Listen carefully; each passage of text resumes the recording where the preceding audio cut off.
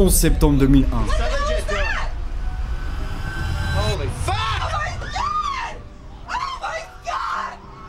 L'Amérique subit la pire attaque terroriste de son histoire.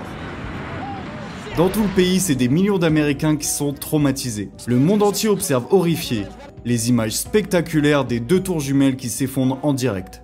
Très rapidement, l'identité de l'homme à l'origine de cet attentat est révélée. Sa photo fait maintenant la une dans tous les médias. Son nom, un certain Oussama Ben Laden, chef de l'organisation terroriste Al-Qaïda. Alors maintenant, les États-Unis ont une seule priorité, utiliser tous les moyens en leur possession pour localiser et capturer Oussama Ben Laden. Mais ce qui devait être une formalité pour la très puissante CIA va rapidement se transformer en une interminable chasse à l'homme. Aujourd'hui, je vais vous raconter comment Ben Laden a pendant plus de 10 ans réussi à échapper au pays le plus puissant du monde, jusqu'à ce qu'une toute petite erreur aboutisse à une opération secrète pour l'éliminer. Alors, où se trouve Oussama Ben Laden ?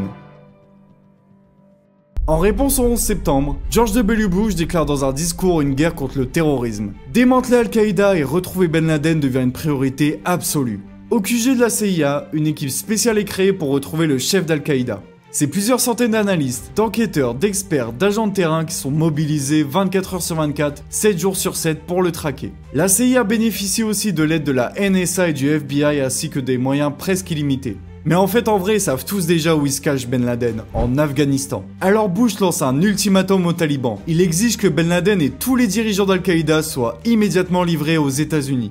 Mais les talibans refusent. Alors, même pas un mois après les attentats, l'armée américaine envahit l'Afghanistan. Ici en Afghanistan, Ben Laden n'est plus du tout en sécurité, et ses jours sont comptés. S'il veut survivre, il doit rapidement fuir le pays pour le Pakistan. Là-bas, la présence américaine est quasi inexistante, et il pourra être hébergé par des fidèles acquis à sa cause. Sans perdre une minute, Ben Laden et ses lieutenants se dirigent vers la frontière pakistanaise, mais ils sont suivis de très près par les Américains. Il n'a pas le choix, il doit se réfugier dans les montagnes de Tora Bora, à quelques kilomètres seulement de la frontière pakistanaise. Et Ben Laden y connaît très bien les lieux. Il y avait fait construire un vaste réseau de grottes et de bunkers pendant la guerre contre les soviétiques. Les montagnes sont en réalité une véritable fourmilière et possèdent des kilomètres de galeries. Ici, dans ces grottes aménagées, Ben Laden possède largement de quoi survivre. Et il y a même l'électricité et un hôpital de fortune. Mais les renseignements américains savent très bien que Ben Laden est caché ici, et une équipe est envoyée au pied des montagnes. Pour eux, c'est une occasion en or de le capturer très rapidement, 3 mois seulement après le 11 septembre. Et les Américains le savent. S'ils laissent Ben Laden rejoindre le Pakistan, il sera beaucoup plus difficile de capturer. Alors, il faut vite passer à l'action. Mais l'armée et la CIA tergiversent. Ils ont très peu d'effectifs et savent pas trop quoi faire. Finalement, ils décident d'envoyer seulement un petit commando de quelques agents pour attaquer la grotte. La CIA paye aussi des soldats afghans pour les aider. Mais il progresse avec difficulté. Le terrain est escarpé et sinueux, et à l'approche de l'hiver, il fait très froid.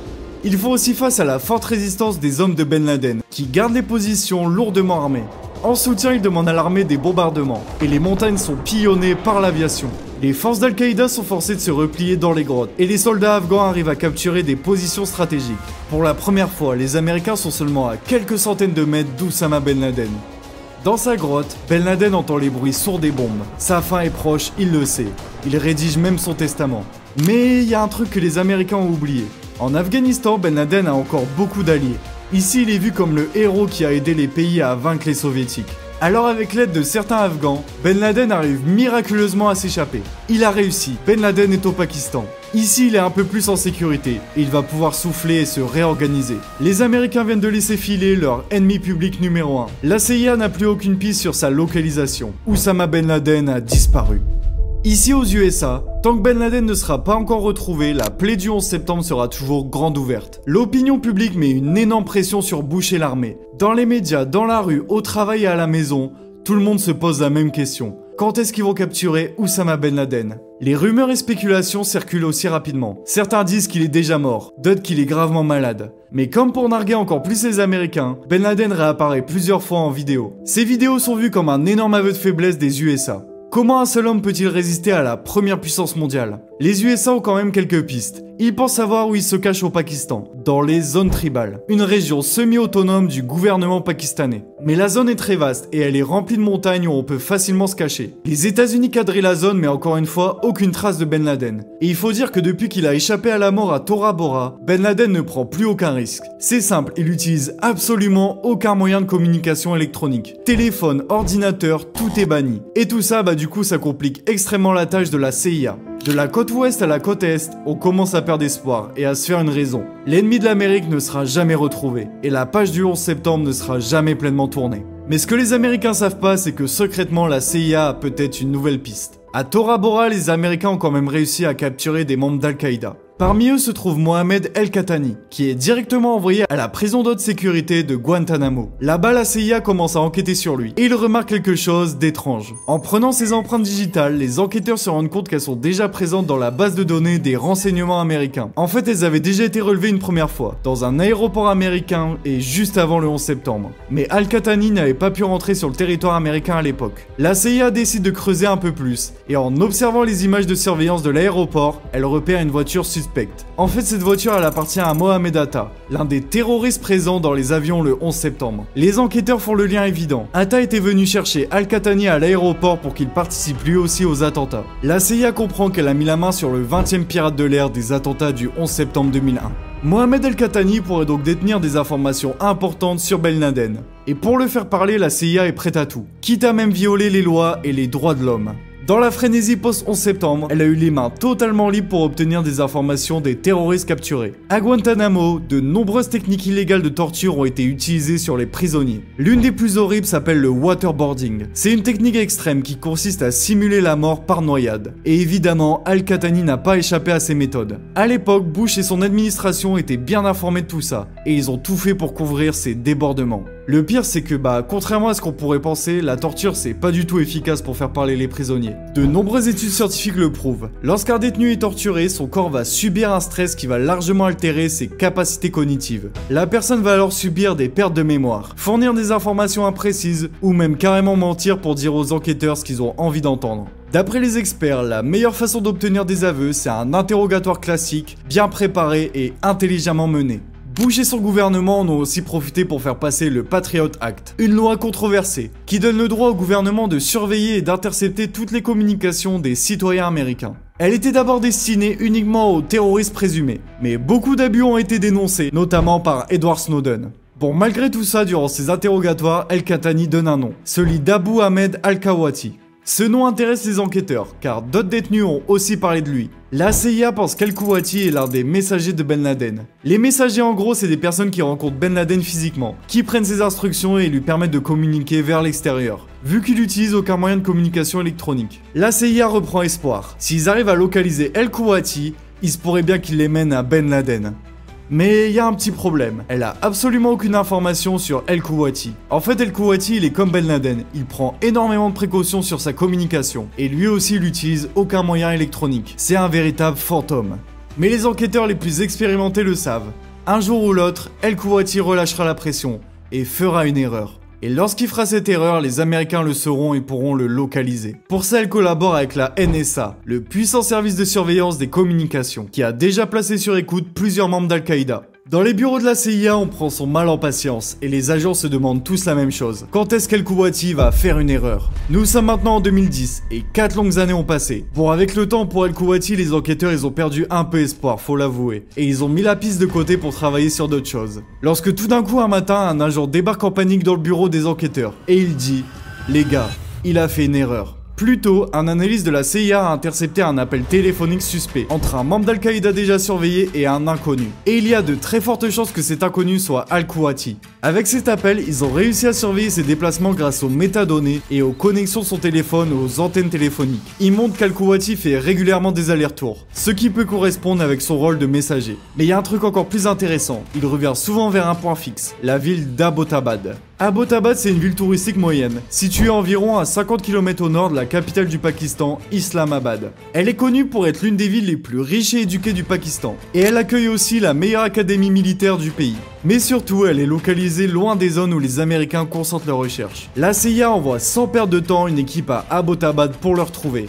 Après des jours de recherche sur place, il est enfin repéré. La filature peut maintenant commencer. Mais il faut être très discret. Al-Kuwati est extrêmement prudent, et s'il se rend compte qu'il est suivi, c'est des années d'enquête qui pourraient tomber à l'eau. Mais les gars de la CIA font bien leur job, et Al-Kuwati se doute de rien. Les enquêteurs qui l'observent se rendent compte qu'il se rend souvent dans une maison qui attire fortement leur attention. C'est une immense maison blanche, située à quelques kilomètres du centre-ville. Elle possède de très hauts murs avec des barbelés. Et ouais, clairement, ça se voit qu'elle a été construite pour accueillir du monde. La CIA place directement la maison sous surveillance. Sur le terrain, des agents louent des propriétés juste à côté pour surveiller les activités de la maison. Ils parlent aussi discrètement avec le voisinage pour obtenir des informations. De leur côté, dans les bureaux, les enquêteurs utilisent des images satellites pour observer la maison. Et l'enquête, elle montre clairement des choses très suspectes. La maison possède pas internet, ni de téléphone d'ailleurs. Et tous les déchets qui sortent de la maison sont tous directement brûlés. La CIA en est persuadée.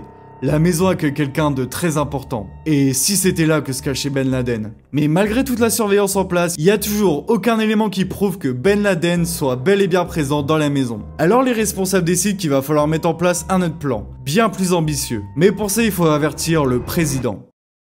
Avec les années qui ont passé, le locataire de la Maison Blanche a changé. C'est maintenant Barack Obama qui est à la tête du pays. Et retrouver Ben Laden, c'est super important pour lui. Il en a même carrément fait une promesse durant sa campagne. Et Obama, il compte bien tenir sa promesse. L'élimination de Ben Laden sous sa présidence serait pour lui une énorme victoire politique. Sa popularité augmentera, ce qui lui facilitera la tâche pour se faire réélire lors de la prochaine élection qui approche. Mais en dehors des petits calculs politiques, Obama sait aussi deux choses. D'abord, le fait que Ben Laden soit encore en liberté, c'est toujours une énorme source de souffrance pour toutes les familles qui ont perdu leurs proches lors du 11 septembre. Mais aussi, avec sa forte médiatisation, Ben Laden est devenu une sorte de gourou mystique, intouchable, capable de résister à un pays tout entier. Et tous ces messages télévisés, ils contribuent à influencer et radicaliser des jeunes gens désorientés dans le monde entier. Même caché, Ben Laden est toujours le premier recruteur d'Al-Qaïda, et l'organisation est plus puissante que jamais.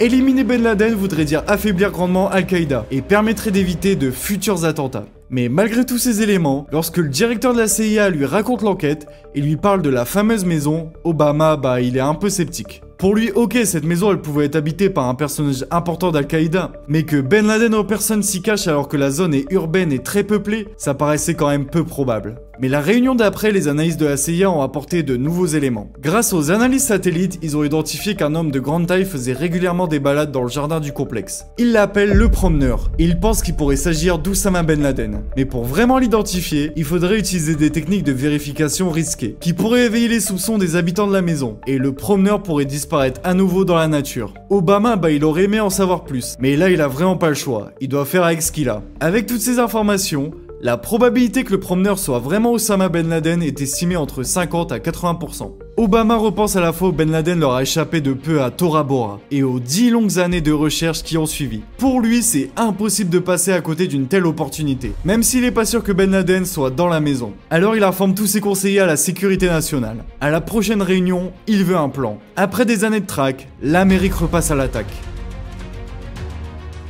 À la mi-mars 2011, deux options sont proposées à Obama, avec chacune des avantages et des inconvénients. La première, c'est un bombardement de la maison. L'avantage, c'est qu'aucune vie américaine sera mise en danger dans l'opération. Mais le problème du bombardement, c'est que si la maison est détruite, impossible de savoir si Ben Laden s'y trouvait vraiment. Pire encore, la maison est habitée par 5 femmes et une vingtaine d'enfants. Et une frappe aérienne raserait aussi les maisons voisines. Pour Obama, il était hors de question d'autoriser le meurtre d'une trentaine d'innocents, alors qu'ils étaient même pas sûrs que Ben Laden soit dans la maison. Alors le Pentagone proposa une alternative, une frappe chirurgicale grâce à un drone lorsque le promeneur est dans le jardin. L'autre option, c'était un raid des forces spéciales. Des troupes américaines entreraient clandestinement au Pakistan en hélicoptère. Ils pourraient alors s'introduire dans le complexe, s'assurer que Ben Laden était bien présent dans la maison et le neutraliser. Le raid a l'avantage de ne pas entraîner de dommages collatéraux contrairement au bombardement. Mais ça signifie aussi mettre la vie de soldats américains, souvent des pères de famille, en danger. Le raid a aussi un autre gros point noir. L'opération devrait être menée dans le secret le plus total. Le gouvernement pakistanais ne sera pas prévenu de la mission. L'envoi de troupes et d'hélicoptères américains au Pakistan pourrait être interprété comme une déclaration de guerre. Et l'armée pakistanaise, qui je le rappelle a sa plus grande école juste à côté de la maison, pourrait s'attaquer aux commandos américains. Ça signifie que l'opération devrait avoir lieu le plus rapidement et discrètement possible. Obama est partagé et il hésite. Aucune option est parfaite. Alors il demande une nuit de plus pour réfléchir. Le soir, après une nouvelle journée épuisante, le président se pose devant un match de NBA. Pendant qu'en fond, Kobe Bryant enchaîne les paniers. Tout se mélange dans sa tête. Il repense au 11 septembre, à Ben Laden, aux familles des victimes, aux soldats et aux civils morts au combat. Juste avant de s'endormir, il se demande comment une décision aussi importante peut reposer sur les épaules d'un seul homme. Et vous aurez choisi quoi à la place d'Obama? Dites-moi ça en commentaire les gars. Parce que le lendemain matin, Obama avait pris sa décision. Ce sera le raid. Pour préparer l'assaut, 23 membres des forces spéciales, les Navy Seals, ont été sélectionnés. C'est les meilleurs des meilleurs, la crème de la crème. Ils sont tous très expérimentés et surentraînés. Pendant 3 semaines, ils vont subir un entraînement spécifique pour préparer la mission. Pour vraiment être dans les conditions du raid, la maison d'Abbottabad a même carrément été reproduite sur le site de l'entraînement. Pour que le raid se déroule bien, Obama et ses équipes ont insisté pour que tout soit organisé dans le secret le plus total. En tout, c'est seulement une dizaine de personnes qui savaient vraiment ce qui était en train de se préparer. Au début, même les SEALs ne savaient pas pourquoi ils s'entraînaient. Mais quelques jours avant de partir pour l'Afghanistan, on décide quand même de leur dire. Leur cible, ce sera Oussama Ben Laden. Nom de code de l'opération, Neptune Spears. Pour pas attirer l'attention de l'armée pakistanaise et des habitants de la maison, l'opération doit absolument se dérouler lorsque la lune brille le moins possible dans la nuit. Ça donne aux forces spéciales un créneau de seulement 3 jours chaque mois. Les prévisions météo sont bonnes au-dessus du Pakistan. Une date était alors choisie, ce sera la nuit du 1er au 2 mai 2011.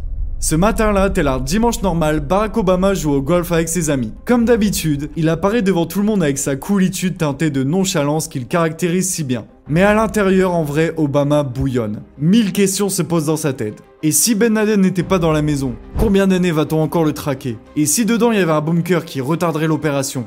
Et si l'armée pakistanaise arrivait et attaquait avant la fin de la mission? Un échec serait terrible. Pour lui et sa carrière politique d'abord, mais surtout pour les familles des victimes et pour l'image de l'Amérique dans le monde. Mais maintenant, trop tard pour reculer. Obama donne son feu vert. L'opération peut commencer. À 22h30 heure locale, 2 hélicoptères Black Hawks décollent de la base américaine de Jalalabad en Afghanistan. Les hélicoptères ont été modifiés pour être le plus furtif et silencieux possible. Ils ont 90 minutes de vol jusqu'à la fameuse maison d'Abbottabad. À Washington, c'est le début de l'après-midi. Obama rejoint la Situation Room, la salle de crise de la Maison Blanche. Il est accompagné de son vice-président, Joe Biden, sa secrétaire d'État Hillary Clinton et des membres du Pentagone. Ils vont tous pouvoir suivre l'opération en direct sur des écrans grâce à des caméras embarquées. Comme le montre cette célèbre photo qu'on a tous déjà vue, l'atmosphère dans la pièce est irrespirable. Pendant le briefing, les militaires disent à Obama que l'une des phases les plus critiques de l'opération, c'est l'approche et l'atterrissage des hélicoptères dans la cour de la maison. Un crash d'hélicoptère pourrait compromettre toute la mission.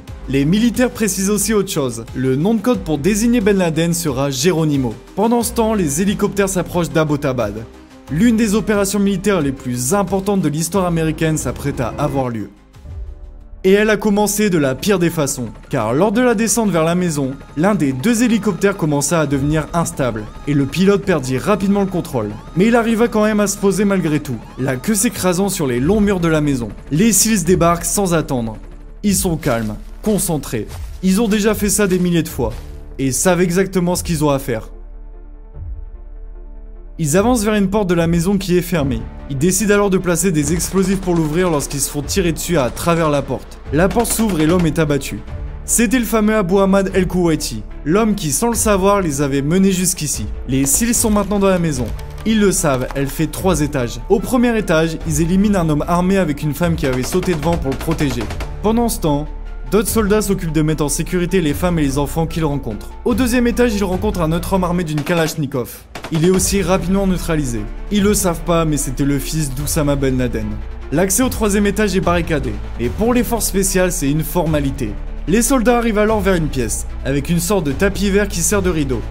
Ils entrent. Au fond de la pièce se trouve un homme, grand, mince et barbu. À Washington, toute la salle de crise oscille entre stress et confusion. La communication ne passe pas très bien, et les images de nuit retransmises sont de mauvaise qualité. Lorsque tout d'un coup, 3 coups de feu. Tout le monde se demande ce qui se passe, lorsque quelqu'un prend la parole. Geronimo identified. Geronimo shot dead. Oussama Ben Laden, l'homme à l'origine de la pire attaque terroriste de l'histoire des USA, l'homme qui a commandité le meurtre de milliers d'innocents, avait été puni par l'armée américaine. Obama, après un énorme soupir, prononce 3 mots. On l'a eu. Mais la mission n'était pas terminée pour les SEALs. Ils devaient emporter le corps et fouiller la maison pour récupérer le plus d'informations possible sur Al-Qaïda. Et tout ça le plus rapidement possible avant que l'armée pakistanaise arrive. Après avoir collecté des dizaines de disques durs, clés USB et objets en tout genre, le commando prit soin de détruire l'hélicoptère furtif qui s'était écrasé. Après avoir atterri sur la base américaine afghane, c'était maintenant officiel. L'opération Neptune Spears était un succès. Il aura fallu seulement 40 minutes aux forces spéciales pour réaliser leur mission et mettre fin à 10 ans d'une chasse à l'homme éprouvante. Après avoir eu la certitude que le corps était bien de Ben Laden grâce à des tests ADN, Obama annonça dans une déclaration la nouvelle au monde entier.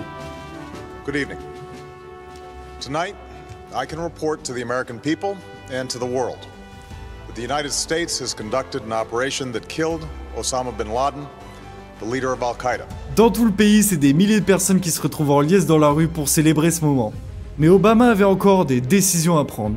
La première portait sur la diffusion ou non des photos du corps de Ben Laden. Les Américains avaient pris l'habitude de le faire pour les terroristes d'Al-Qaïda. Mais pour Ben Laden, Obama était contre. Il aimait pas cette façon d'exhiber les morts comme des trophées. Et il voulait surtout pas qu'elle devienne un symbole de ralliement pour les extrémistes. Alors aucune photo officielle ne fut diffusée. Ce qui manquera pas d'alimenter encore plus certaines théories du complot. Concernant le corps du terroriste, il a été immergé en haute mer, afin d'éviter qu'une tombe crée un lieu de pèlerinage pour les extrémistes. La plaie était maintenant définitivement refermée. La page peut se tourner. L'Amérique peut maintenant aller de l'avant.